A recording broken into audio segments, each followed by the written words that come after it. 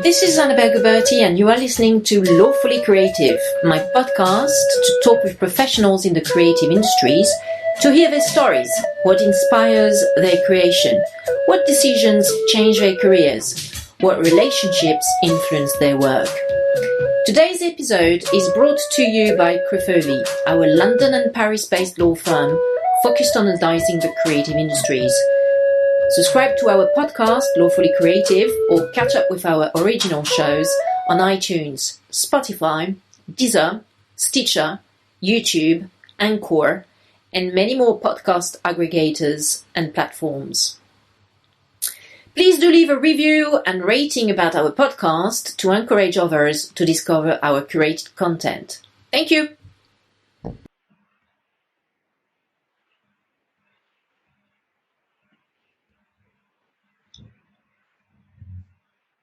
Hi.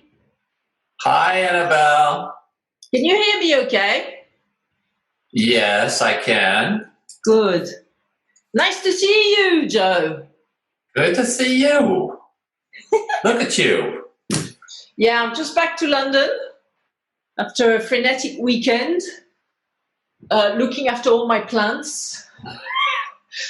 I'm here and I am delighted that you want to talk. So what do you have in mind? Okay, let's get cracking. So, as I'm sure you remember, we met through Charlie Feldman in Paris. I think it was like 3 or 4 years ago. It was in New York, but yes, we did. Really? Okay, sorry. Yep. Yeah. Right. Yeah, that was the pre-Trump area where I actually delved, like, you know, I authorized myself to go to your country, which I really like. But okay, so it was not in Paris; it was in New York. Well done for your memory. And I actually met Charlie through Brendan Bakshi. Do you know that guy? He used to work for BMI. Brendan ran the BMI office. Sorry? Yes. He ran the BMI London office for That's right. I think he left now, if I remember well. And he was also a neighbor because I'm based in St. John's Wood in London, and I think he was as well. Actually, his kids used to go, either him or his kids used to go to the American school, which is like up the road. In London Street, in St. John's Wood. So anyway, and so I actually went through the motion. Like I remember I met Brandon at a Meedham lunch in Cannes, which was really, really nice that he organized. And for some reason, I ended up being invited. It was good. So so that's the connection. So since we're talking about BMI, how about we crack on and if you would please kindly explain to our podcast listeners, what it is that you've been doing for 27 years at BMI for songwriters. You did mention that in your notes that you kindly sent to me, and how thorough and organized you are. Thank you so much. You're the only podcast guest to actually send me some pre-podcast notes. I really appreciate this. Thank you, Joe.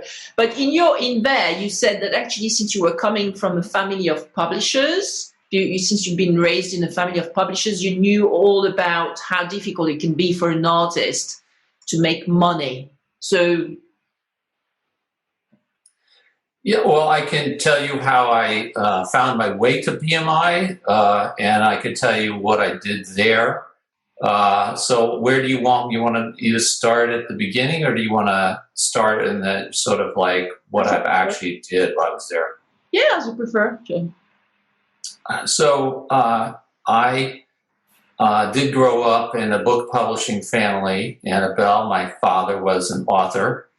And he was a best-selling novelist of suspense novels. And he also was like the first well-known ghostwriter who got credit for writing works with famous people. Okay. So I grew up in New York City in the 1960s in what I refer to as the Mad Men era of the wild and crazy 1960s in New York. And what do you mean by that? Sorry, because I've never watched Mad Men. What do you mean by this? Well, Mad Men is an amazing TV show on which you can watch on streaming, which recreates the advertising industry world from the 50s and 60s. And they do a wonderful job of recreating what life was like in New York in that period of time, which was an amazing period of time. And so my parents knew all kinds of exciting, entertainment-oriented people.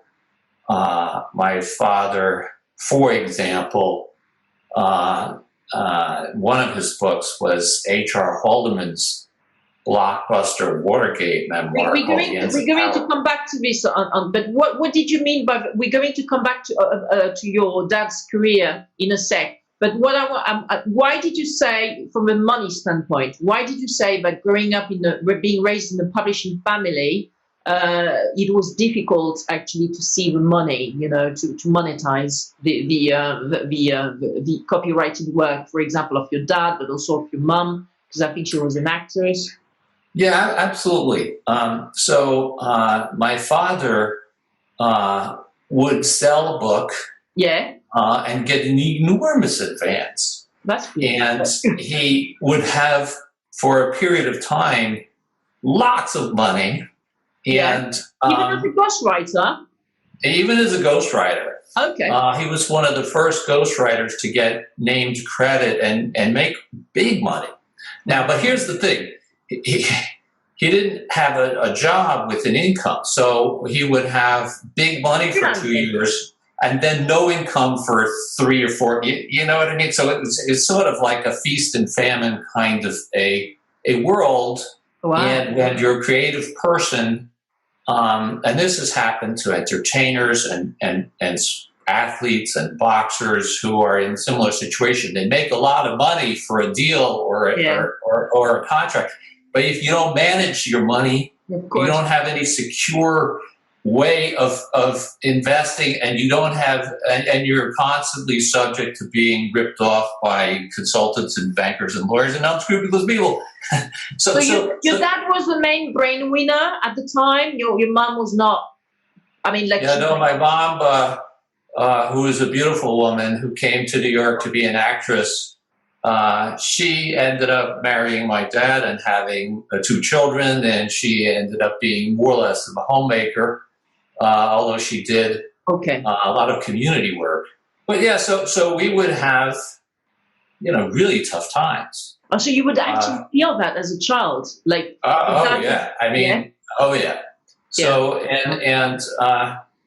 So when I discovered BMI, when I was an associate at a law firm in Washington that actually did I'm sorry to interject here, but your dad, right? He comes from the family, if I understand well, because I Googled you and because you've got your dad's name, and I also saw some history about your dad, but also apparently your grandfather. So your grandfather was also named Joseph DiMona.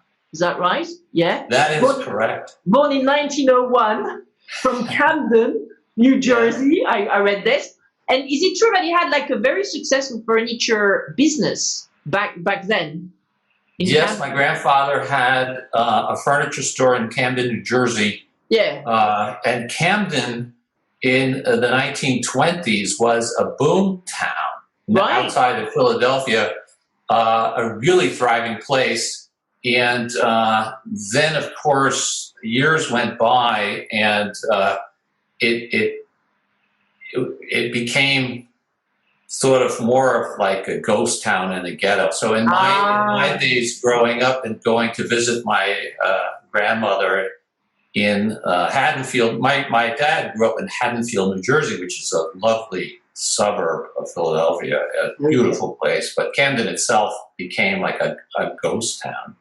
So your dad could not rely on the income from that furniture store based in Camden to actually, have a more even sort of income on a monthly basis. Couldn't rely on it. No, you're right.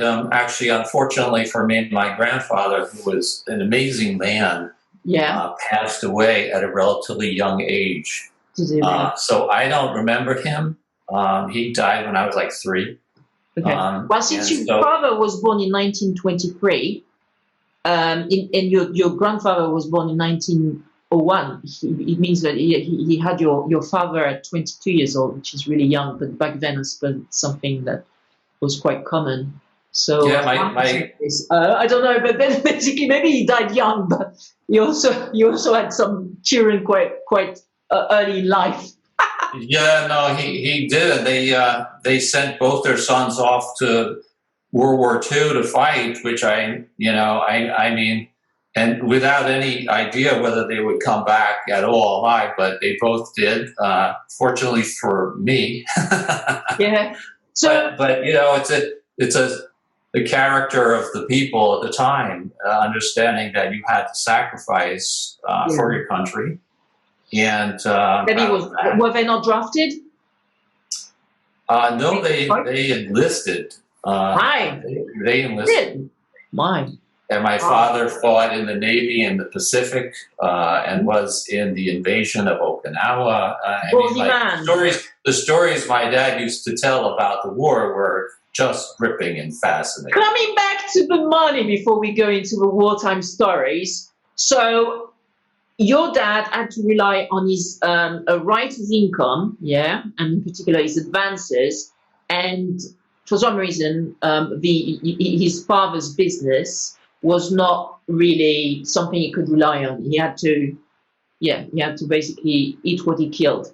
And so what about the royalties? To explain that point about you being raised in a family where you actually saw how difficult it is for artists to recoup from their intangible assets. Why is it that he wasn't getting any royalties? How's that possible?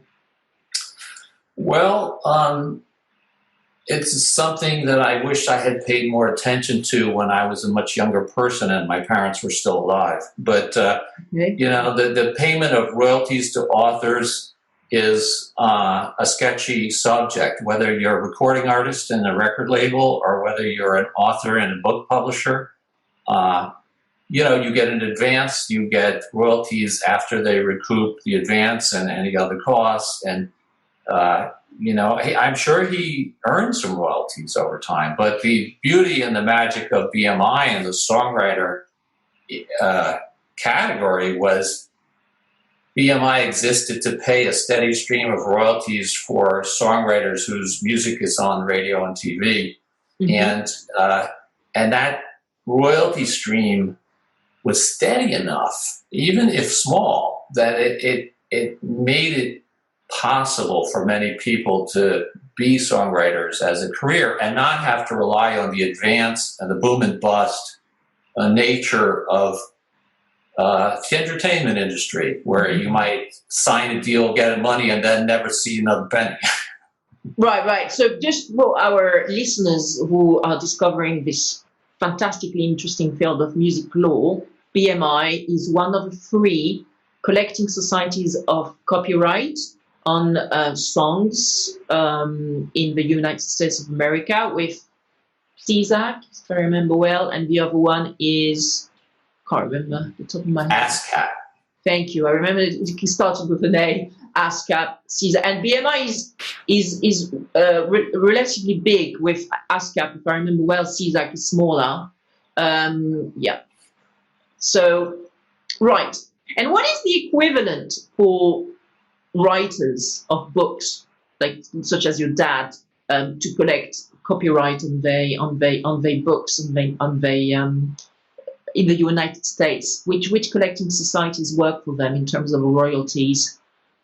There is none. You do your own deal with the publisher, and it's not a collective society kind of situation. I mean, collective society. It is in France and in the UK. There is a collecting society for authors in France, for sure. I'm actually registered as one author there. So unbelievable. So you have to do everything yourself? I guess you could look at it that way, Annabelle. That's a pretty tough. Right. Okay. Right. So thanks for explaining the background about you knowing about how hard it can be for an author, an artist, to actually monetize his or her intellectual property right. So that gives us a context, and that's quite important. Do you think it really motivated you in joining BMI for songwriters who are therefore in the music business? But do you think that this background, this family background, gave you wanted you to be like the fighter of right owners? Well, I think so. Yes, indeed. Okay. You know, what you need to understand about me is that growing up, I was passionate about music.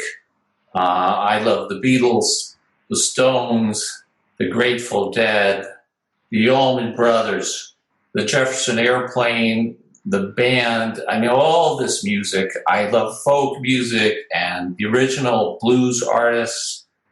Like the Chicago Blues and Elmore James and Muddy Waters and Mississippi John Hurt. And all of this music was integral to my whole life. And then when I discovered BMI and I learned about their mission to pay royalties to songwriters, and then I saw it all kind of came to my mind. I said, what a wonderful thing this is. What a wonderful opportunity this is to work on behalf of creative people who I know struggle to make money. Yeah. And I used to say, I've done a lot of public speaking about entertainment law and music in particular. And if there was a totem pole, Annabelle, in the entertainment industry about what the people who get paid, the songwriter would be the guy who sits at the very bottom of the pole. Especially in the streaming area, yeah. She is the last person to get paid. The director gets paid, the screenwriters get paid, the record labels get paid, the publishers get paid, everybody gets paid, and then the writer. And yet, music is integral to entertainment. I mean, you can't obviously have a recording without a song. You can't have television programming and film without music. It plays a crucial role. So I was then able to spend my career fighting many, many, many battles on behalf of songwriters. Before we get into this, because I see that before we get into this, into the battles that you fought on behalf of songwriters, I see that you have quite a solid music knowledge. Did you play an instrument, and do you still play? The answer to that question is no, but I'm told that I am very good at something called air guitar, Annabelle. I don't know if you know what the air guitar is. No.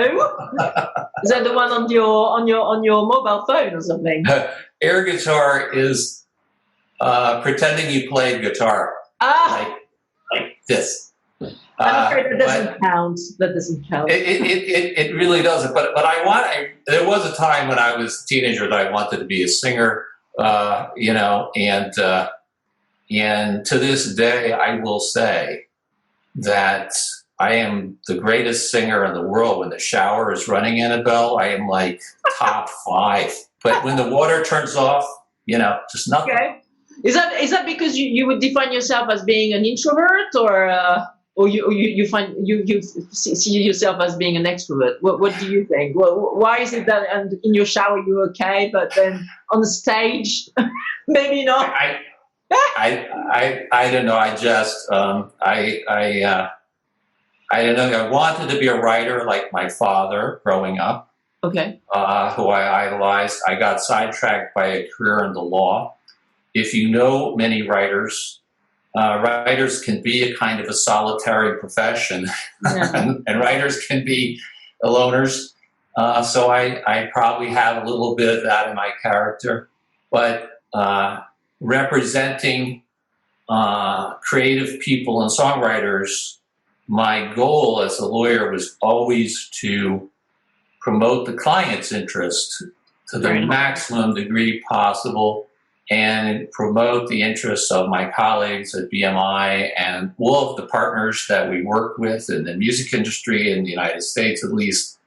You have to work together with the labels and the publishers and the movie studios, and often you have to have enormous coalitions. Because why? Because you're going up against the well-funded media industries and streaming industries and retail industries, and all of them. You shouldn't see. I mean, I think one shouldn't see them as being enemies. I think they are parts of a sort of supply, like sort of chain, you know. And I think it's best to see those actors of a chain of the ecosystem as partners rather than enemies. But I agree with you that, especially in the US, I understand that the telecommunications industry is a very powerful lobbyist. And for example, you guys don't have neighboring rights for radio plays and probably TV plays and stuff. So, well, of course, this is a given in Europe, and neighboring rights are actually going up with streaming.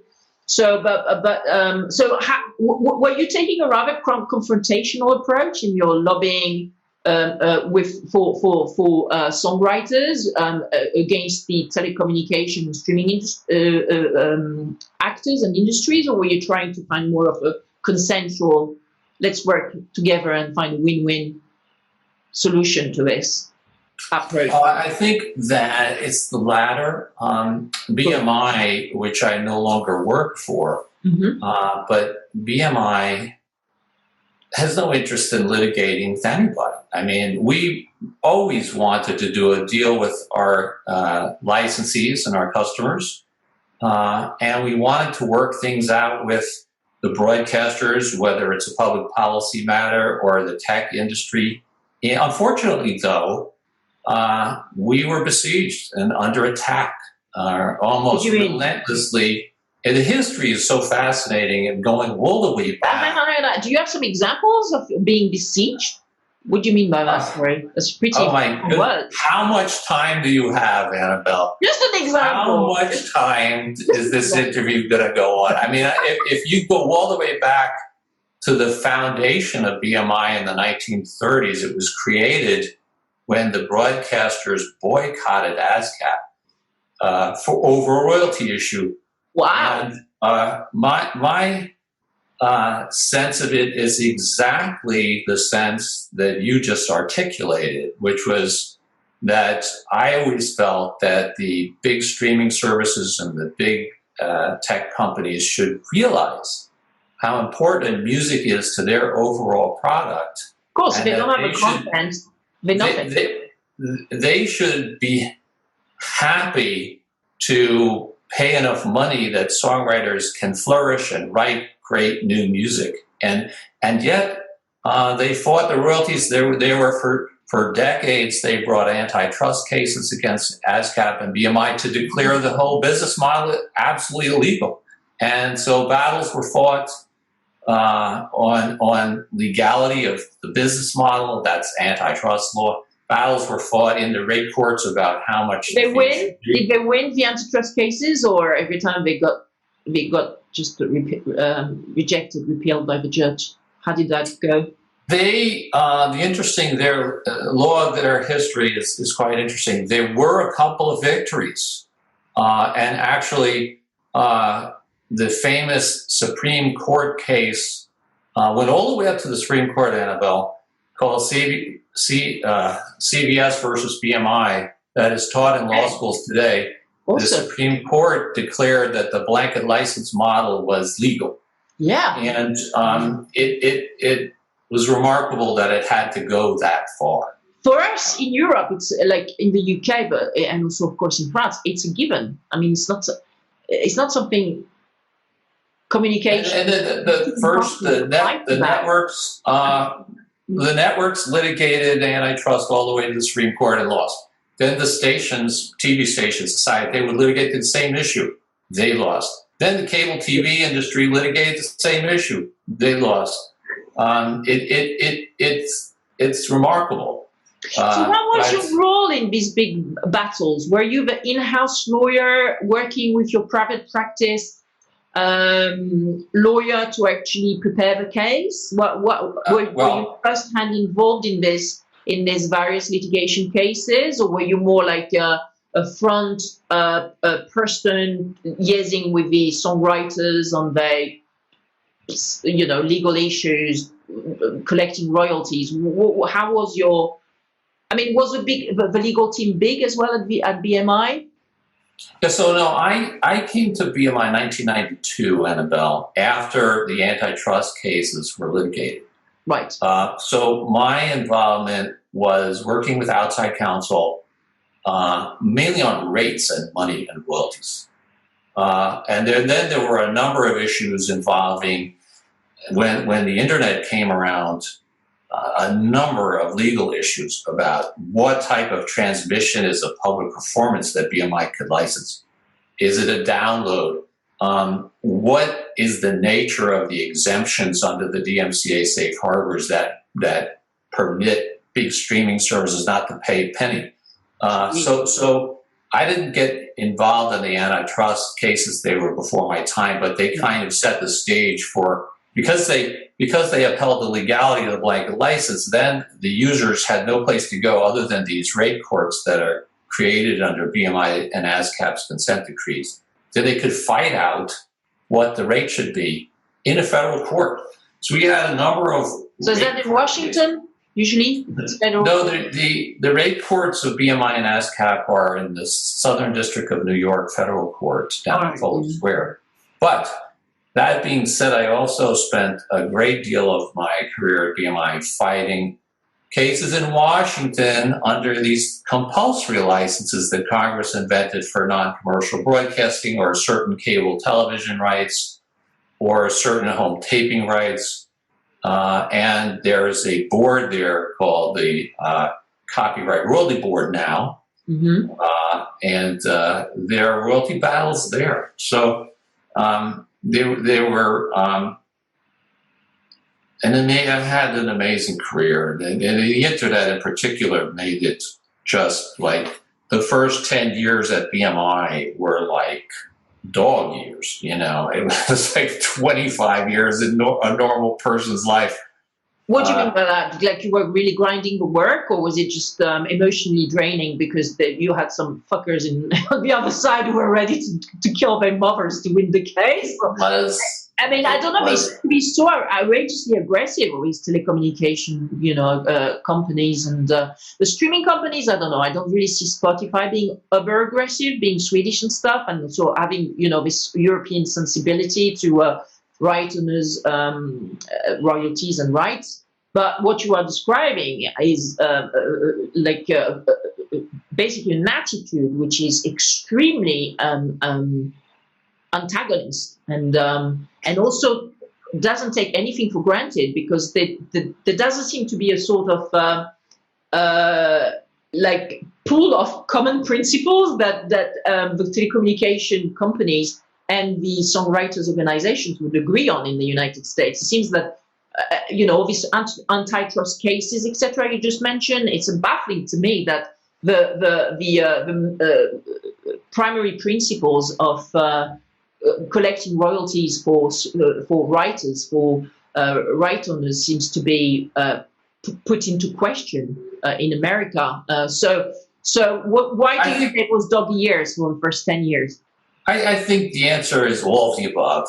The law changed. The law was unclear how it applied to internet transmissions. There were battles with peer-to-peer transmissions where people like Napster said it should be legal for everyone to share all the music in the world. There were untold numbers of issues that would be presented by technology. And if you're a follower of copyright law, you know that copyright law, the history of it is to respond to developments in technology. Right. And there's always a lag, and no matter what Congress can try to do, and the DMCA safe harbor is a classic example about this. They tried to write a safe harbor in 1998 thinking the internet would be one thing and not understanding that it would morph very rapidly into something entirely different. then the courts have to kind of apply the statutes to the new technology, and it just became a tsunami of change and uncertainty, and new business models would pop up and disappear overnight. Okay. And it was a wonderful, wonderful, wonderful time to be a lawyer. And I'm truncating 27 years, Annabelle, but I want to tell you that inside of those years, there were a great many of brilliantly talented lawyers and business people in all kinds of industries who actually did have an idea to try to figure out a reasonable fee, get a deal going, set the stage for something to move forward. So the work that was put in was epic by so many people. And here's the thing about BMI and ASCAP and CSAC to a degree. These collective societies work best when they're behind the scenes. You don't even know they're there. They're not public facing. They give rights necessary to broadcasters and networks and streaming services and live concert promoters to be able to do what they do. And the fee's modest enough, and it gets paid 90% out to the songwriters and publishers. And it's all seamless. It's when you're reading about them and hearing about a case, that's when the friction has become too great and something is litigated. So I understand there was a lot of firefighting, a lot of having to adapt to the technology, and also all the pushes made by the technology industry to make the content free or more easily accessible.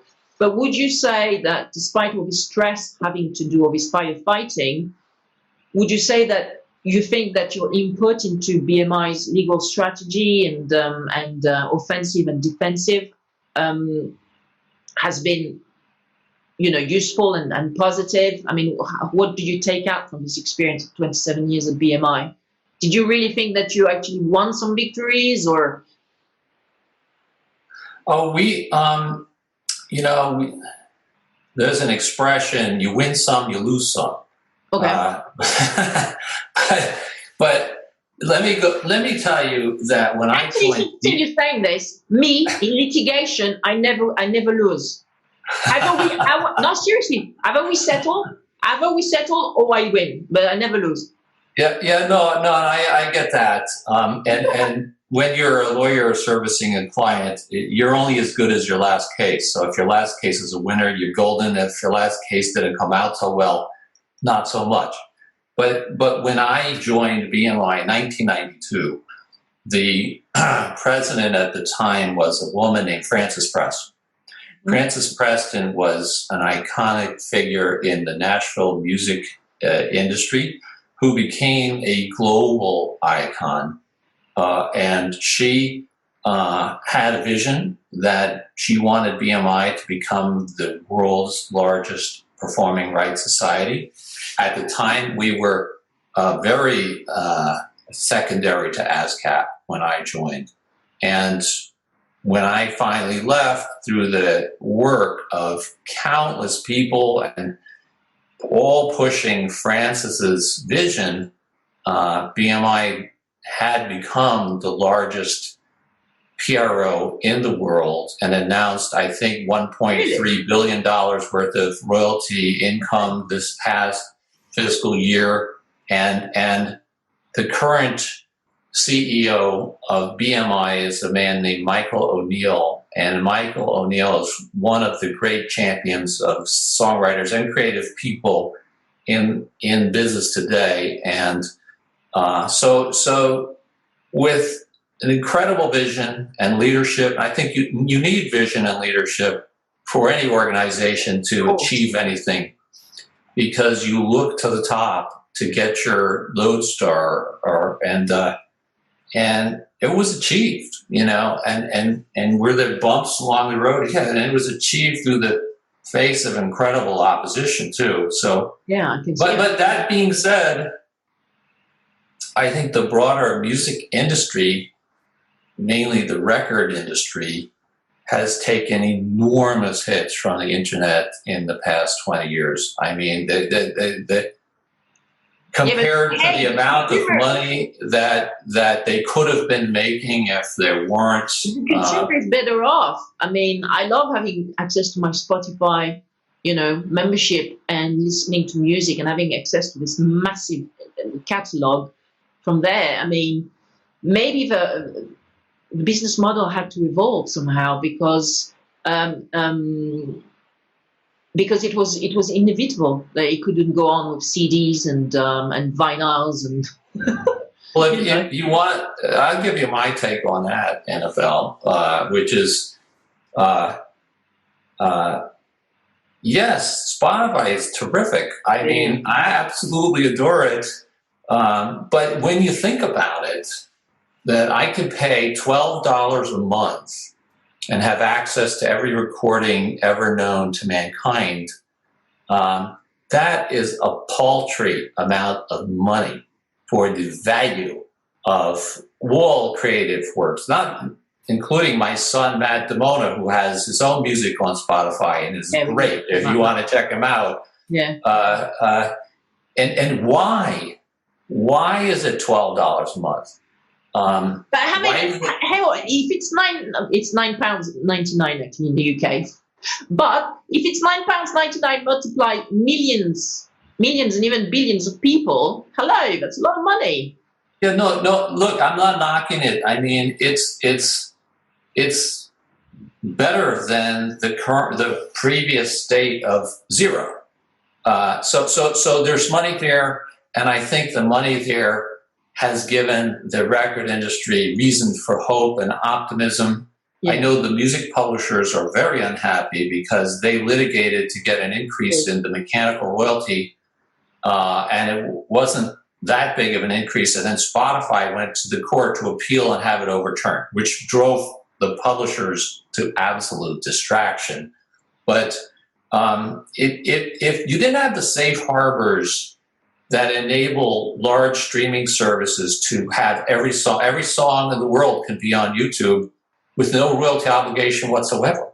And at a certain price point, Annabelle, someone would be willing to pay £9 a month for all music ever. But if you ask them for 15 or 20, then they're just going to go and get it for free somewhere on one of these hosted services like YouTube and not pay. So that has depressed the value of music generally, and I think it's hurting the industry because songwriters who can't make money won't become songwriters. They will go into other fields, the great ones. And then ultimately the culture gets damaged because there's no great music being written, and everything gets watered down. I think it's short-sighted behavior by the tech guys. That's my view. They're in the catbird seat. They're making billions. The market value of some of these big tech companies is absolutely throughout the roof. Yeah, unimaginable. It's a future. This is the new distribution channels. These are the new distribution channels. And songwriters are getting very small amounts of money. So I think the business model could work if more money were shared. And I think like the European Union issued a law that tried to tighten the safe harbor so a large company like YouTube could take advantage of it. But the United States hasn't so much. The Copyright Office just came out with a report after 3 years long examining it. And I testified on a couple of those panels a few years ago. The law was supposed to be a balanced sharing, a sharing of obligations between the owners who knew their content and the giant internet services who were exploiting it. And it just became out of balance. There was no sharing by the tech services. They were just exploiting it. And the Copyright Office report acknowledges that the law has gotten out of whack and is tilted unfairly against the copyright owners. But that's the good news. The bad news is it doesn't really sound the alarm that suggests some major changes need to happen. But I still think that that's a story that needs to be told, and that needs to be fixed in order for music creators to really get there. And then now, of course, here's another thing: live concerts in the pandemic. Yeah, live concerts became the only way to make money in the US. Recordings and publishing royalties and everything else were hammered down by the law and by internet and by piracy. But you could go out and make money. And now the pandemic, you can't make money. So it's tough times all around. And I and even though I'm not at BMI anymore, I will always advocate for creators' rights. Let me break some good news over on the neighboring rights side.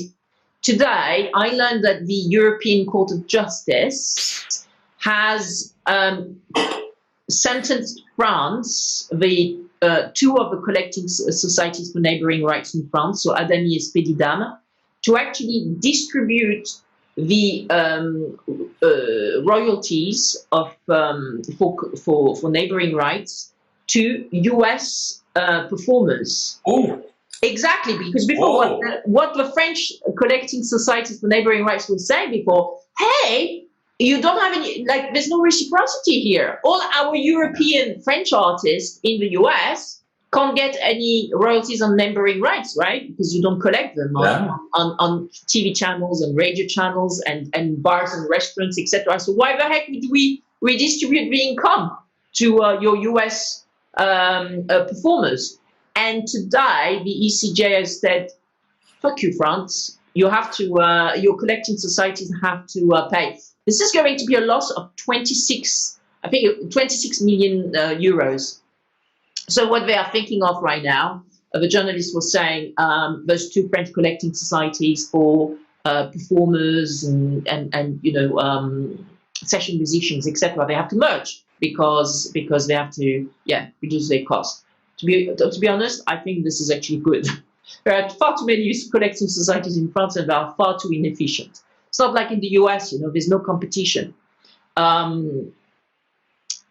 Cesar. Well, in the U.S., Annabelle, we have the three music collecting societies for songwriters, and some of the users, and now there's a fourth, actually, a splinter break-off group of people who were created GMR because they didn't think the royalties were high enough.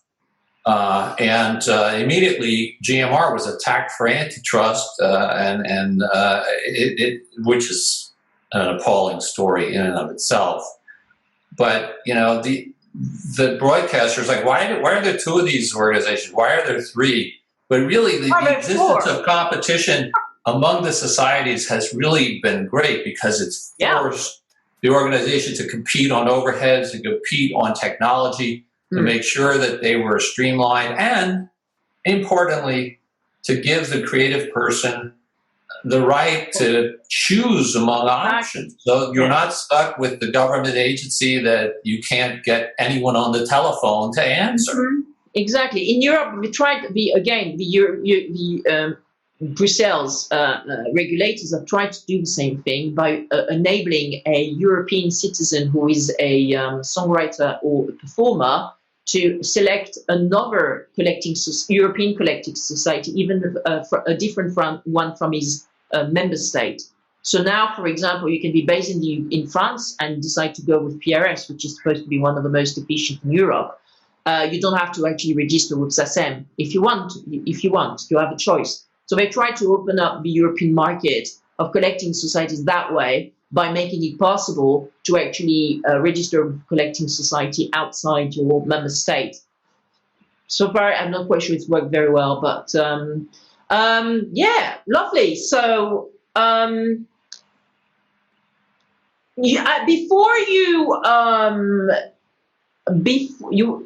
read that on the internet. It wasn't your note. I read that on the internet. Before you joined BMI, I understand you worked for 6 years in a law firm in Washington, and that you were doing some regulatory work for electric and gas utilities before the FERC. So I've got two questions about that. What is the FERC? And second question is, does this experience inform your new pursuit on environmental issues and in particular climate change? This previous experience from your regulatory background in gas and electricity matters, is that useful for what you are doing now, Joe? Yes, let me thank you for asking about that. So when I got out of law school, my first job was at a law firm in Washington, D.C. that did regulatory work before the Federal Energy Regulatory Commission. Right, thank you. The FERC. What is the FERC? The FERC is a federal agency that oversees rates for interstate distribution of electricity and gas and oil pipelines. And so they're a very important player in the energy law and regulation field. It was at that law firm that they happened to also represent BMI and have a communications law practice before the FCC, the Federal Communications, including they represented the British satellite group that used to come to town.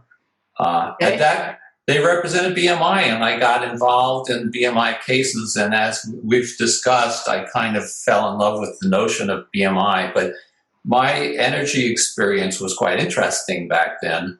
And now, in my new life, post BMI, I've decided to work on climate change.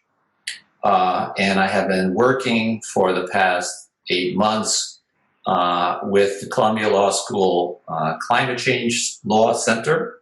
Wow. And we're drafting model laws on how to decarbonize the atmosphere and various. Is that where you studied, Columbia?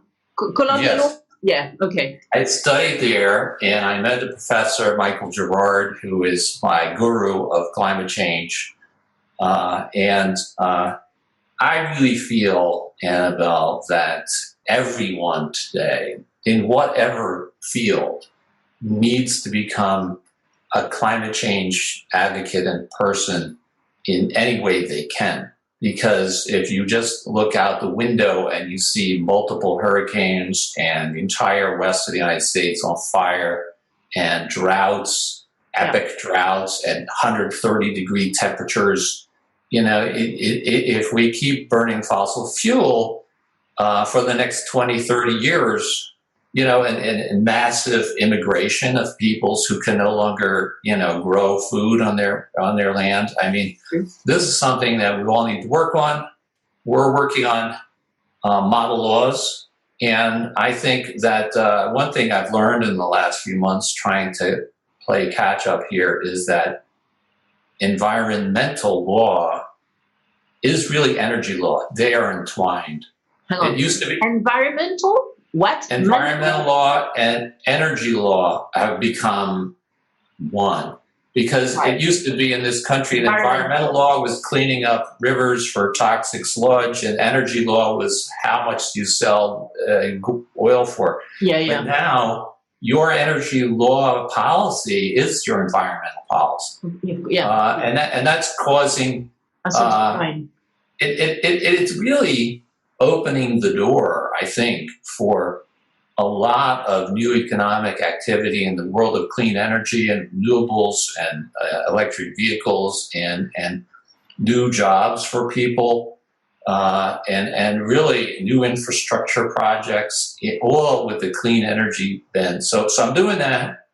So what are you doing exactly with the Columbia chair and committee in relation to environmental law, energy law? So sorry, I interrupted you before, just when you were about to say exactly what it was on the agenda for this committee.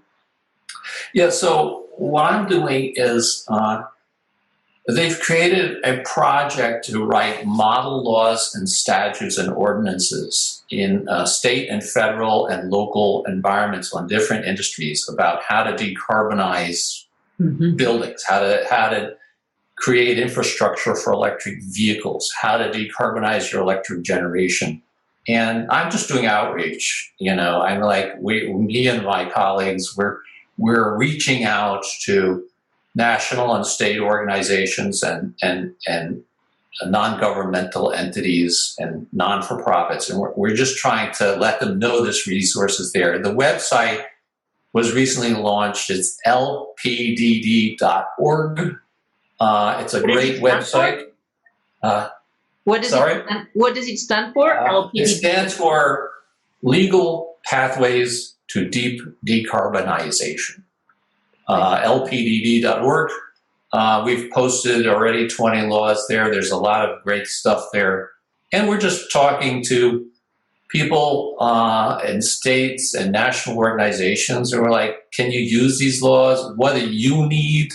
What are your priorities? And a lot is going to hinge on the presidential election in November, Annabelle, because if Joe Biden gets elected, he has this very forward-thinking, aggressive plan of federal activity. If he should not be elected, then I think the locus of activity is going to have to be at the state and local level and in private practice. I participated in some seminars on Climate Week last week here in New York, and Amazon and Google, God bless them, are both committed to decarbonizing. But before we get into this, you mentioned that you had drafted some laws with this Columbia chair. And committee. But do you mean by that you've drafted bills and that these bills you want to present to Congress to be voted on? Is that the ultimate goal? Yes, there are model bills, model laws that could be presented to Congress if they're federal or if they're state-to-state legislators, or if they're local ordinances. It's a variety of things. Have you done that already? Have you started to present them to Congress or to other states, the equivalent of the Congress in the states? Well, our activities to date have been on outreach, mainly about state and local governments, because the Trump administration is repealing every environmental law that exists. Really? So we haven't been doing any federal work, but again, really we're at an amazing time, Annabelle, in the history of the country. We're at an amazing time in the economy and the environment, and we have to be very hopeful. But on the state level, states can do quite a lot about their environment. They're in charge of electric generation. They're in charge of building codes. They're in charge of some. There's federal laws that overlay it, and that's an interesting aspect of the United States being, a federal state compact where the laws, have to be considered in different levels. I'm excited about it. I think that this is the fight that we need to make. We need to wage this fight for our children, for our children's children. Mm-hmm. And, you have to get to the root of what's causing illegal immigration. You have to get the root of what's causing health hazards. You can't just treat the symptoms. Mm-hmm. So you were saying you actually attended this climate change symposium last week. So how did that go? I'm on the very surface of it, Annabelle, but there is a lot of activity by a lot of very important companies and businesses who are all, and I have to say, Europe is leading the charge. Are you sometimes looking at the other models in Europe, but also be it in Asia or Africa, maybe not? Are you also looking at what is being done on the other side of the pond in order to draft for example, your bills and your? We're not looking for drafting laws in U.S. States, and we're not looking overseas. But I certainly am excited about the progressive thinking in Europe. And then there was an announcement last week by China that China was going to try to decarbonize their electricity. Not it's about bloody time. They have the worst polluter in the world with your country. Yeah, no, I mean, like, it's climate change. Obviously, is a global problem, and if they don't participate, that's a problem. But they made an announcement, which was a pleasant surprise, even if it wasn't exactly what you might have hoped for. So it's a new campaign. And one of my hopes and desires would be to enlist the support of songwriters and recording artists to help raise consciousness about this. I figured this would be a natural thing to do because artists and songwriters and the congressmen and women love the creative people to come by because it gets a lot of visibility for any issue that they can support. Now, with the pandemic, who knows? But, you know. It's a great idea because I must admit, when I listen to the content of new artists like guys or ladies in their 20s today, especially in the rap, but even pop fields, I'm like, okay, so what is it exactly that they're talking about? What is the message here?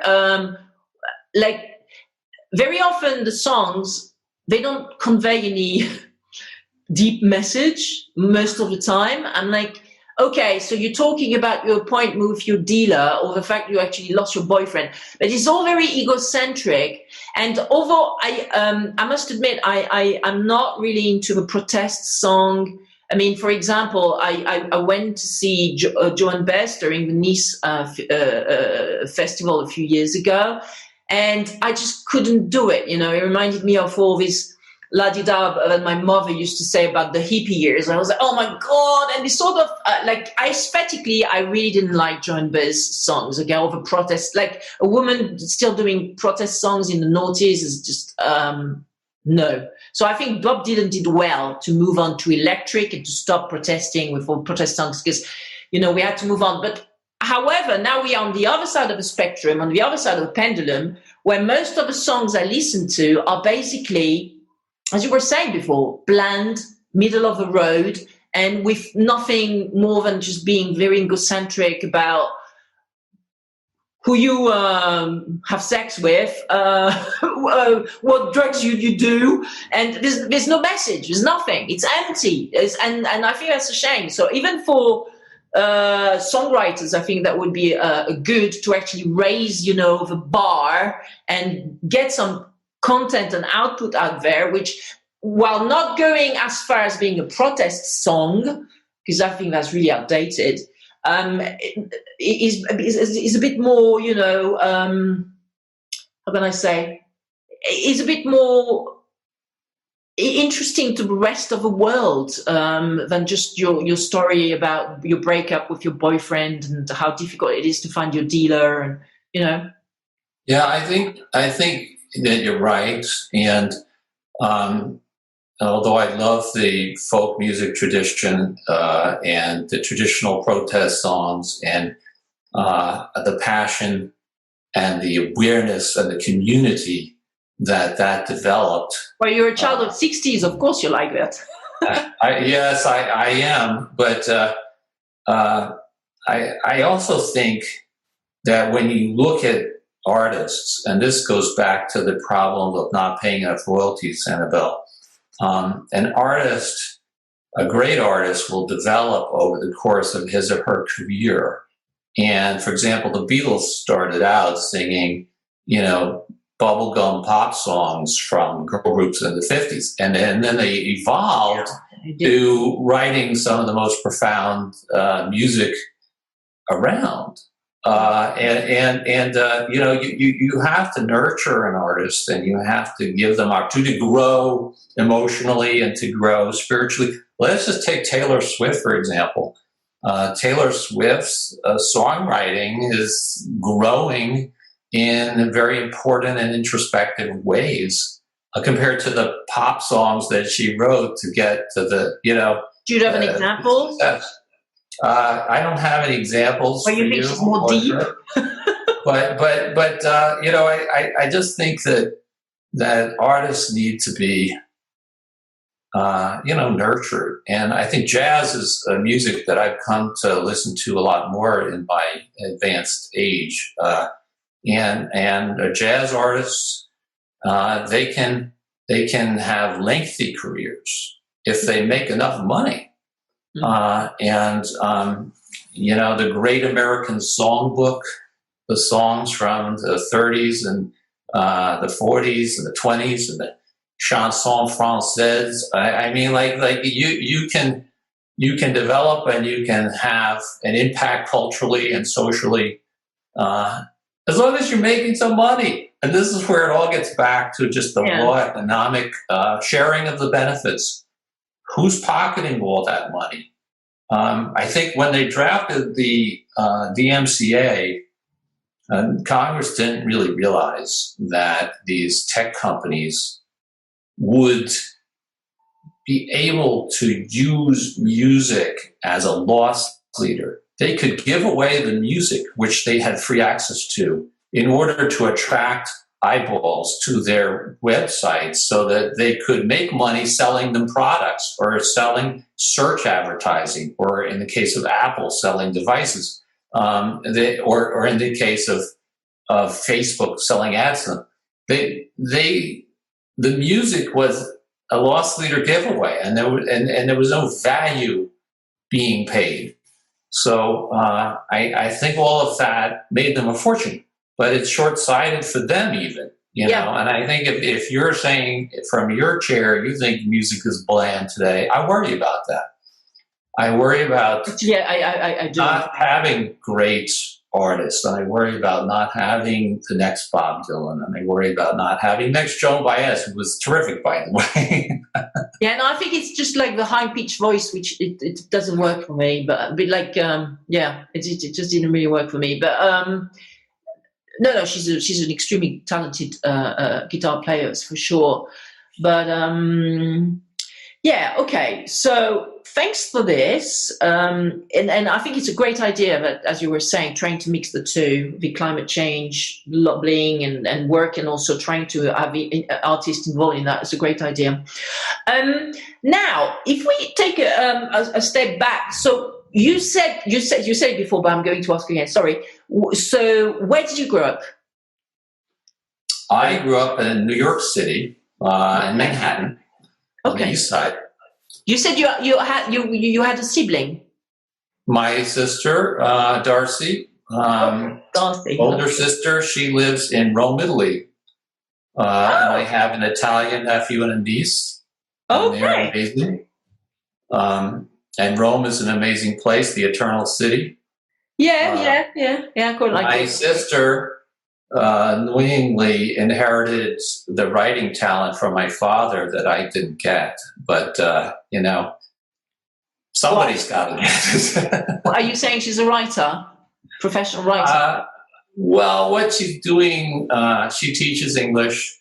Okay. And she also translates for the Venice Film Festival and for other, awesome companies. She has a creative life of her own. And if I go to I feel like I need to get over there some more. I mean, but now travel is very difficult. Oh, if I go to the Venice Film Festival one day, which I really want to do, it's in September. It's one of the best with Cannes, obviously, and Toronto and Berlin. I'll ping you so that I can meet your sister. Look up Darcy. Yeah. So how is it? I think this is more of an American tradition. But so your grandfather was called Joseph, your dad was called Joseph, and yourself you are called Joseph. Is that like an American tradition to name the firstborn male child like the same name as the father? Or? I don't know that it's an American tradition, but I imagine it's customary. We all had different middle names. Okay. So we weren't a second and a third, like Roman numbers, because we had different middle names. But so which ones are yours? My middle name is John, which is named after my grandfather's brother, who was a judge in New Jersey. But when we had my son Matthew, I said to Lisa, I said, Stop. 3 Josephs is enough. Let's give this guy his own name and his own personality. Yeah, it's a different era. Yeah. Where are your ancestors coming from in Italy? The DiMona, where are they from originally?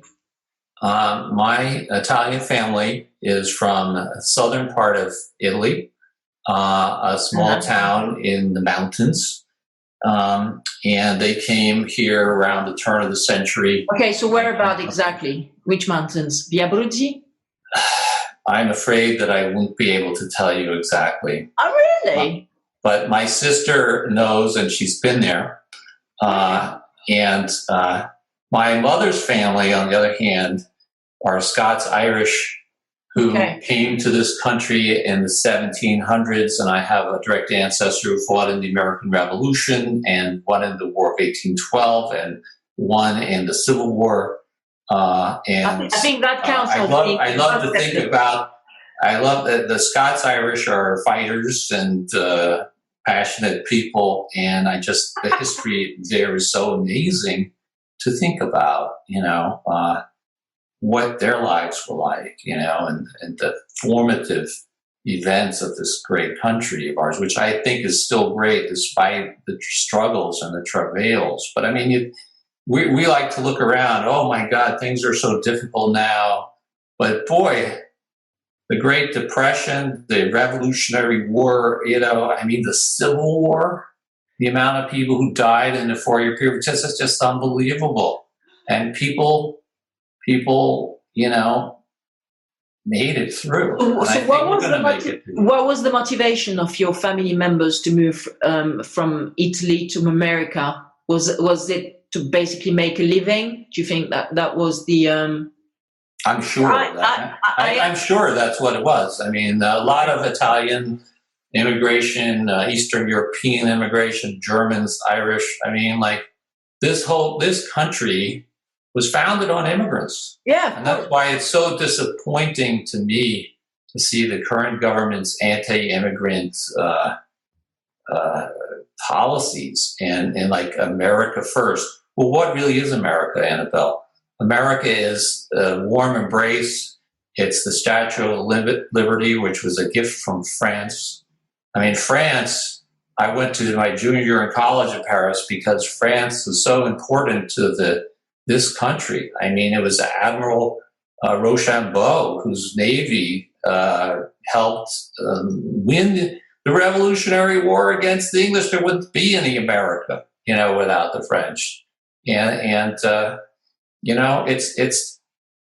It's giving people an opportunity. That's what it's all about. So I did a DNA test 2-3 years ago with 23andMe, which is a company based out of California, driven and managed by the ex-wife of Sergey Brin, a guy who is the co-founder of Google. And through that, I discovered that 50% of my DNA is actually Italian. I mean, really? I can't believe it. And so basically, and it's interesting, the 23andMe results, because you actually know exactly where they're coming from. So apparently there's a bit of, of DNA from Sicily, so obviously the south. I know my great-grandparents were from Alessandria, which is in the north, in Piedmont. And I remember my grandmother on my mum's side saying, because it's actually my mum's side, which is Italian. My grandmother from my mum's mum, saying that her father left. A grandfather left to go to America, and he left his wife with I don't know how many kids by themselves. So my grandfather on my mum's side had to leave school at 9 to actually become the breadwinner of the family, and started building roads and stuff. And then what happened is that so he became quite a successful entrepreneur, starting at 9 years old his career to sustain his family in Piedmont, and when the fascists came on in the came to power in the 30s, he was actually tortured by the camicie nere, the black shirts. They made him drink they basically abducted him and made him drink the ricin oil and stuff. So when he was released, he took his wife, his 9 kids. He said, "We moved to France." And that's why and they moved to Agen, which is in the southwest of France. So that's why, we established in France. So yeah, it's quite interesting. But I think you should have a conversation with your sister to know exactly, where in Italy your family is coming from, with DiMona. Well, I know, I just don't want to speak online here, but I can tell you, I'll give you the particulars, and you'll be interested to learn what she knows. She's the best one she lives there, and she's been down there, and she just vacationed in Sicily. She's a great traveler who will take 10-hour train rides and go up mountainsides and try to see every little nook and cranny. She's really a wonderful person. Thank you for listening to our podcast Lawfully Creative, produced by Crefovi Studios. Subscribe to our podcast or catch up with our original shows on iTunes, Spotify, Deezer, Stitcher, YouTube, Anchor, and many more podcast aggregators and platforms. Please leave a review and rating about our podcast to encourage others to discover our created content. Thank you.